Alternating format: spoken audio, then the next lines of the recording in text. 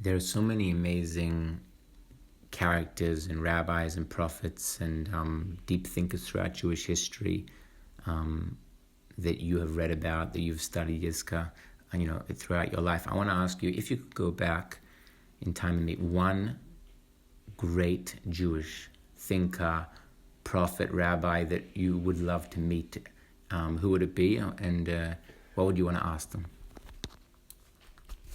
Oh, gosh, that's hard. That's a hard question.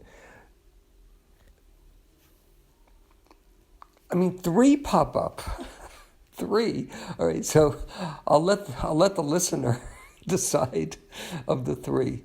Yaakov Avinu,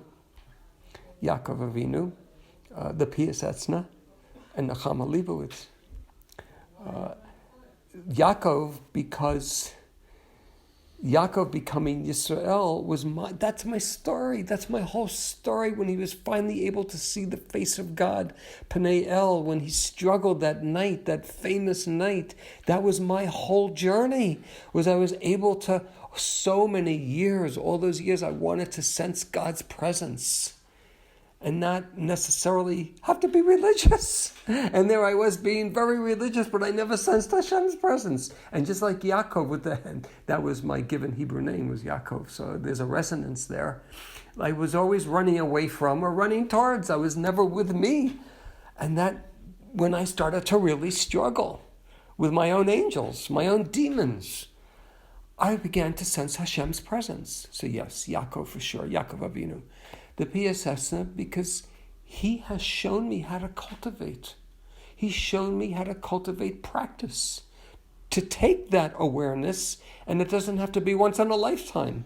It doesn't have to be one night in my life, one moment. It could be a daily practice, which so profoundly affects how I go out into the world and see Hashem's presence in other people, in all forms of creation, living creations, the plants, the trees, the minerals, water, the soil, my garden. So surely the Pius Etzna. And Nechama Leibowitz, because she pushed the envelope as a woman. She really did. L'shem Shamayim. L'shem Shamayim, as I continued to be pushing the envelope as a transitioned woman, I have a voice that I believe Hashem wants Am Yisrael to hear. I look at her. It's not so much her commentaries, which I absolutely like, am dwarfed by. I mean, it's like, oh my gosh, is that she had the sacred, like Rabbi Nachman says, she had the azut kedusha, she had the sacred chutzpah to push ahead and push ahead and push ahead because she had to. She had to. It was her calling. And she has so inspired me as a woman to do that, to push ahead. I have had to face language of hatred, of bitterness, of narrow-mindedness, of fear, of all types. And all I can do is keep pushing ahead with compassion, keep pushing ahead. I think of her. She was not Rabbah, she was not Rabbanit, she was not Rav, she was Nechama. And her name is a name of comfort.